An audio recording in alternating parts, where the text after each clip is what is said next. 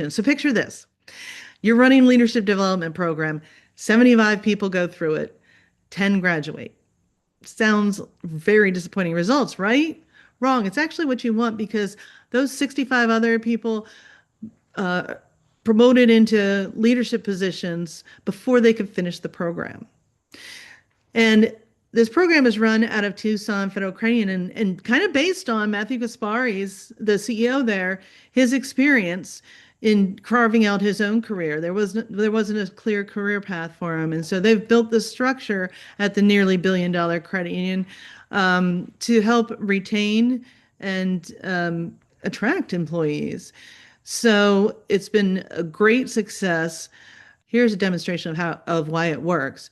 Zero participants have left the credit union since going through the program. They're turning shy, nervous employees into confident branch managers. They're turning products and services from capstone projects to real products within the credit union. And they're proving it's the best retention tool. Isn't ping pong tables, it's not free snacks, it's showing people that you're serious about investing in their future. So Matthew walks us through this whole program, how it started, what the curriculum looks like, why senior leadership teaches the actual workshops themselves, how this became the backbone of their succession planning. And he told me he's willing to share it with any of you. So if you want to get a hold of him or get a hold of him through me, I'm happy to help make that connection and you can help get the program started at your credit union.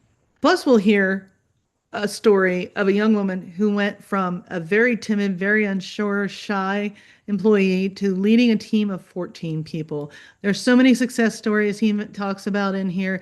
You have to wonder, why wouldn't you do this type of program? So if you're struggling with retention, wondering how you're going to build your bench strength, attract new members, tired of losing good people because they don't see that path forward, this conversation needs to be on your roadmap. Alrighty, let's go. Hello, welcome everybody. I am Sarah Snell Cooke, your host here at the Credit Union Connection.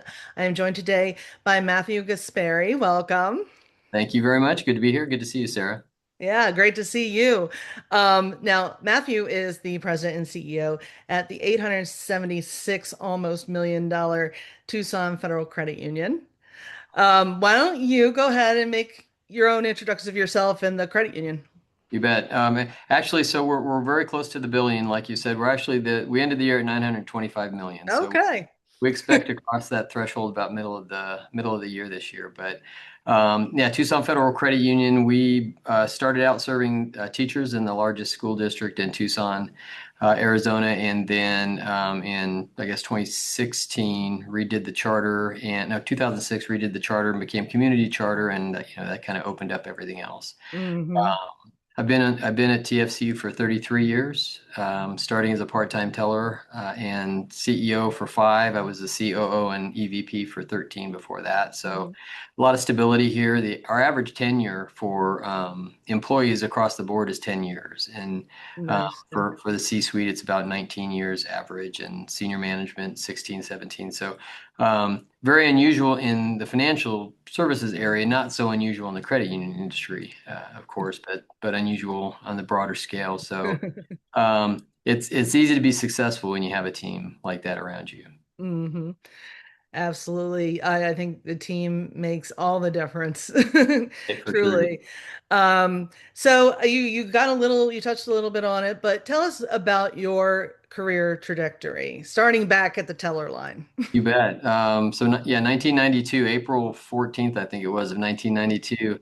And answered an ad back in the day. You would answer ads, right? So I answered an ad for a part-time teller position and got that. And I'll tell this before I tell the rest of the story, and that is that, and I tell this to the team, that through somebody's career, you're generally going to have a few people that are important to have in your career, meaning that you'll find some advocates here or there that are kind of walking you to the next level of your position. And I Hmm. say that to say this, that you don't achieve a lot without the help of others and the guidance of others. And so I had several of those throughout my career that kind of saw something in me and gave me an opportunity when maybe that might not have been might not have happened at other places. And so, for example, was a part-time teller for about a month before I was promoted to a full-time position, which I was grateful for, by the way. First time I had insurance for about a year and a half. So,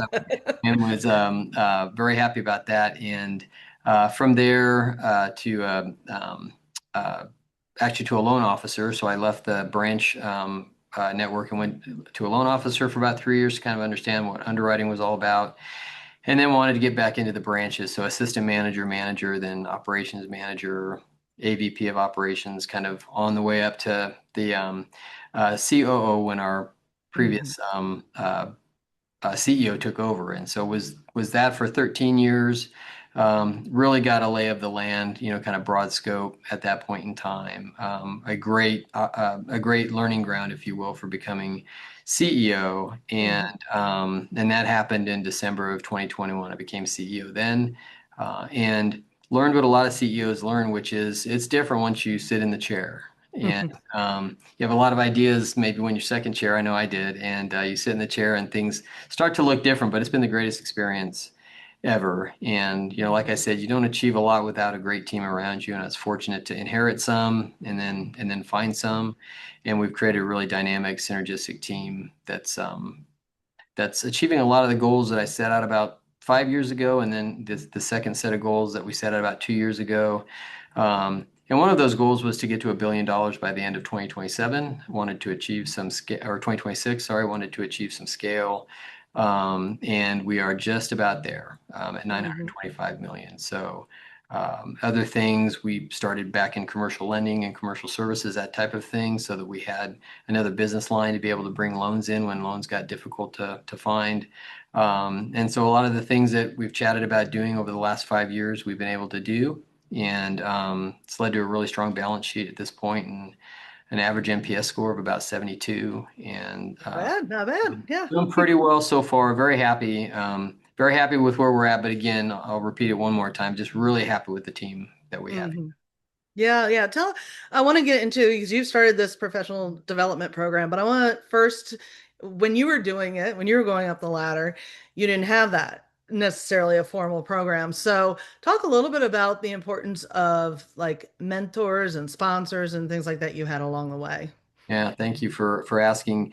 The process when I was coming up was very informal, and it was more along the lines of if something opened up that you posted for it and you hoped you got it, and every so often you get lucky and you'd ask a manager, "Hey, can I shadow that person?" Or I'm kind of interested in that. Can I sit with somebody and just see if it's something that I might like?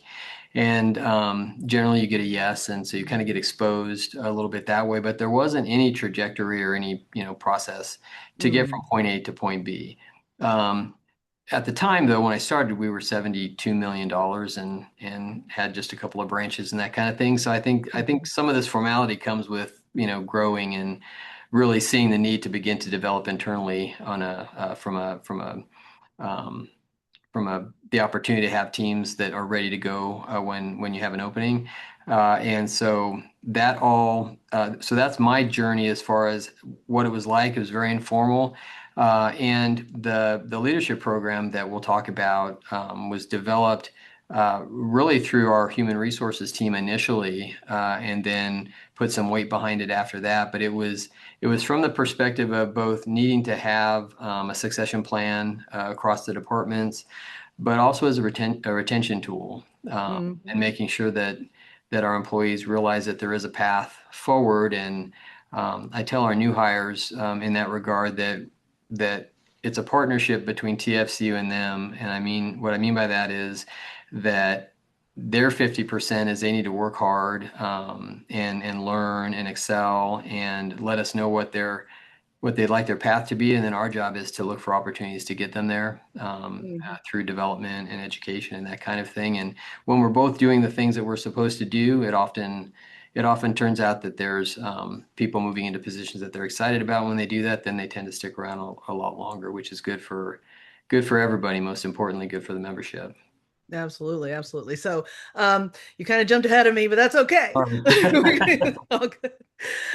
So we're going to dig. We at the Carnegie Connection are digging more into educational opportunity, offering educational opportunities as well. So I love that you had turned your experience kind of into a program. This is Tucson Federal Credit Union's Prospective Leaders Program. So give us like a high level framework and what's involved in that. Sure. And it's morphed over time.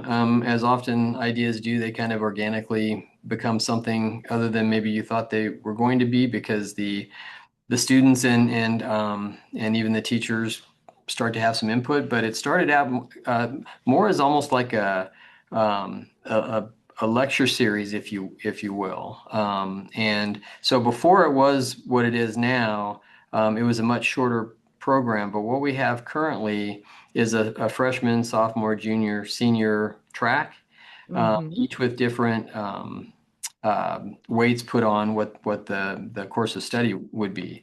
The idea is we want to generate and cultivate the generation of emerging leaders that are coming our way. And we need them to know what credit unions are all about, not just what we do, but what the credit union movement is all about as Absolutely, yeah. well, and really kind of understand the importance of advocacy as well, which we've become very involved in. And then that helps to drive sustainable growth for TFCU. The qualifications, if you will, are the employee needs to be here for a year to start with, and they've got to be exceeding expectations in their current role. No corrective action, obviously, and that their leaders have seen some sort of demonstration of leadership, whether that's through experience, volunteerism, initiative, that kind of thing. Prior to the last couple of years, it was an invitation-only program, and so the leaders of each department would um, actively seek out one or two of their employees to become part of the program, and they go through a pretty robust interview process, which includes an interview with the C-suite at one point in time, kind of at the end of it. Hmm. And so that's very daunting, obviously, for especially newer employees to sit in front of all of the C-suite and answer questions from us, and that helps us to kind of ascertain what the qualification levels are and that type of thing. About 2 years ago, we decided to open it up to all comers and really see what the initiative would be, and kind of Hmm. remove a little bit of the exclusivity that maybe wasn't really there, but was perceived to be there, and we didn't want it to look like it was some sort of a special club that you had to, Right. make friends to get in type of thing. And so we open it up to all comers, and that process stays the same. It's just that you can nominate yourself versus having to be nominated. And that led to slightly bigger classes, which is great. Uh, Hmm. I think also that there might have been unintentionally some pressure put on students who were asked to do it, and whether or not they wanted to, they felt like they needed to. And we would find a little bit of dropout within, the second and the third year. Hmm. And so since it's now the employees asking to become part of it, there's even a little more buy-in perhaps than there Hmm. was before, which is really important. Um, but I can talk about the curriculum if you want, or answer another question. But there is a specific curriculum. Each year has a different purpose, all leading towards a capstone at the end of each year, which includes a presentation back to the C-suite.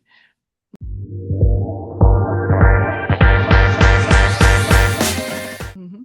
Yeah, no, I would love to hear about the curriculum. I think, this is something that a lot of credit unions could share, and use, even if it has to be a smaller scale at a smaller credit union, for example. But yeah, no, I'd love to hear about the curriculum that's involved. Absolutely. The time commitment, first of all, so there are 8 monthly learning workshops, if you will, April through November. They go through mandatory orientation and some meetings. There are some professional standards. They're expected to exhibit high integrity, professionalism, ethical conduct. So all of those things are kind of being spoken about and vetted through the interview process, and then the process as they're going through each of the different years. Freshman year is all about self and learning how to lead others. And so it focuses on personal values and that kind of thing, emotional intelligence, communication style. At the end of that year, during that year, they're given an assignment by our VP of Culture and Engagement. And while they're taking those 8 courses, they're also working through that project that they're given. The end of the first year, they do the capstone, which is to present their the results of the project that they were assigned. And again, Mhm. I mentioned they present to the C-suite, and we review them as a group, but also review them individually for communication style, that kind of thing, and Mhm. just give them some constructive criticism, Mhm. along the way, or positive reinforcement. Sophomore year, kind of skill expansion is the focus, and so risk management, people development, goal setting, that type of thing becomes the focus. So they work on that through the 8 workshops. Again, they'll have an assignment to work on throughout the year, and then the capstone at the end of their sophomore year. And at the end of each year, I didn't mention this, but at the end of each year, there's a recommendation from the C-suite to move forward or to not move forward, Mhm. that we will give. Frankly, generally, I don't know that we've ever said no, because it's not about that as much as it is about really kind of building up confidence and teaching them Mhm. how to lead and that kind of thing. So unless there was a really poor fit or something like that, we generally say yes, move forward. Uh, Mhm. Junior Yeah, I was year, gonna ask if it's like pass fail or something like. yeah. I mean, Yeah. technically it is, but really the spirit of it is we're trying to it's a much bigger picture, right? Trying to develop the Mhm. person. And so if they happen to not have a great presentation or whatever, that's not going to prohibit them from, moving to the next level. Mhm. The junior cycle is really about change management, strategic leadership, project management, executive presence. So beginning to kind of build up the skill set that they've been learning. And then the senior year, they focus on more of a discovery type of a project, and um, the thesis, if you will, for the end of their 4-year cycle. They do the presentation before they graduate. Interestingly, and I'll get into this a little bit later probably, but the number of participants versus the number of graduates um, there's a pretty big disparity, but the reason for that is interesting. So I'll expand on that if you want me to later or now. Sure. Mhm. We've had about 75 employees go through. There have been 10 graduates. Okay. And so the reason for that, though, is actually a good reason. We've had a few that ended up dropping out, but generally before they can get through the 4-year course, they've promoted into a leadership position, which is really Okay. ultimately what they're trying to achieve anyway. Um, so the 75 to 10 ratio doesn't sound good until you have the context behind it. So it's unusual to have a senior class, if you will, and we do have a couple of people this year. And that doesn't mean that they have not done well or not been successful. It just means that they haven't promoted for whatever reason. We have one of the two that actually did promote and decided to stay in the program, even though it's pretty big time commitment. Mhm. But 75 have gone through. Of those that have gone through the program to whatever point until they promoted out, we've had zero loss of those employees. So it's 100% Yeah. retention. So serving all the purposes that we were hoping that it would. Yeah, I was going to ask about results. So, I mean, it's a great tool, obviously, for developing bench strength and Right. employee retention. What kind of results have you seen as from it, other than a bunch of people not leaving? Yeah, I mean they stick around. So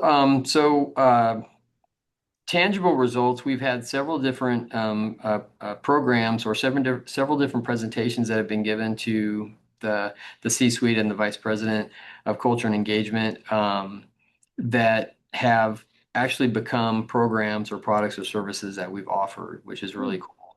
Uh, and so they don't all reach that necessarily, but we've had several that have, and so it really is. Um, a bottom-up strategy, if you will, of making sure that the membership has everything that they need. And often, who better to tell leadership what the membership needs other than those that are working with them on a daily basis anyway, right? So, Absolutely. Yeah. so that's really working. So when that happens, the classmates are incredibly proud of the fact that they not only did well in the class, but they actually created something, and they have tangible evidence of their success now because it's an Mhm. offering that TFCU has. The Uh, new Matthew savings account or something like exactly, exactly. that. I've always advocated for my name being part of everything that we do. Um, and but so that's the tangible component, but the intangible or intrinsic piece is watching the maturation process of them throughout the course of the 2, 3, 4 years, however long they stay in, from very nervous, kind of timid as they're presenting, unsure of themselves, that kind of thing, and you can see as the years go along the confidence that builds in them, the synergy, the dynamics that go on within the teams too, right? Because um, they become interdependent on each other for their success, which is also very relevant to the workplace. And so I've watched a young lady who was very shy, very smart, very shy, kind of a little bit nervous over the course of 3 years, go from that, and you could see her confidence build, and now she's a branch manager for us. And Mhm. her personality has completely changed, and her confidence level is high, Mhm. and she's leading others versus what she was doing before. So those are like the big wins, I think, for us because we're Mhm. really growing employees and helping them become who they can be professionally. So whether or not the project or the product or service makes it to something that we end up offering is kind of secondary to the Mhm. real value that's being created in kind of a 360 development of an employee from, like I mentioned, from somebody who might be a little bit more shy or timid to somebody who is standing in front of C-suite and presenting, and now a branch manager and driving sales and driving service and leading a team of 10, 12, 14, whatever. And I've talked to them, and this person in particular, I talked to him like, did you ever think that you would be from here to here? Could you have imagined that would be your journey? And she said, there's no way that I Mhm. thought I would be able to do that. She said, I thought on the inside that I had enough talent to make something like that happen, but like to be able to actually manifest it and to have a personality now that is more outgoing and leading somebody or leading a group of people. She said, I never would see that happening. Mhm. And she said, couldn't have done it without the program. And then of course there's support all along the way, right? From their leaders and from senior leadership, to make sure that they've got time to work on their projects and to make sure Mhm. that they've got resources that they need. Senior year, often they're interviewing different senior leaders about the roles and that kind of thing, and they'll talk to me about the charter and where credit unions came from, how TFC was developed, and all of that. So they're getting a lot of exposure to, which is helpful down the line. So that's the part that really gets me excited, is watching that development process go on over the course of the Mhm. years. Yeah, well, I was gonna ask, what kind of feedback have you gotten from the employees have either graduated or going through it? You mentioned the one. Do you have other great stories from I, that? I do, and I have a quote actually, so I'm going to look at the quote now. But I asked for some feedback from a couple of employees. So here's one of the quotes. The Prospective Leadership Program challenged me in ways I never imagined and helped me grow into a more confident, motivated leader. Through meaningful leadership insight and real world experience, I gained a clearer understanding of the bigger picture while remaining deeply rooted in the credit union's culture and values. PLP is not only a powerful investment in the credit union and its future leaders, but a unique opportunity to give back to the community while staying true to who we are and what we believe in. So that's a quote from an employee, and she's a senior this year, who is on the branch manager path, and Hmm. that is generally the feedback. That's a good synopsis or encapsulation of the feedback that I tend to get, Hmm. that we tend to get from the employees. Is it's a transformational experience, and often they're surprised that an organization would invest that kind of time, treasure, and talent into their development. Um, Hmm. but what we gain back is so much more than what we put Yeah. in. And so is this on work time, some of it, and then other parts like homework, if you will? Yeah, both. Yeah, Yeah, both. yeah.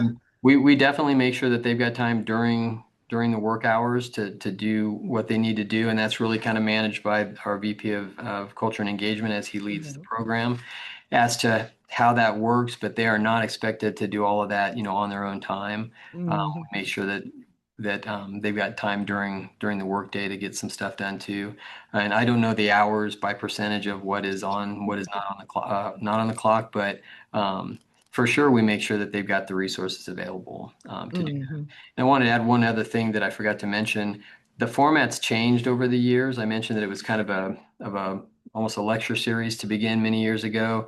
But the format's changed, and so senior leadership, most all of us are facilitators now, and so each of us teaches a workshop.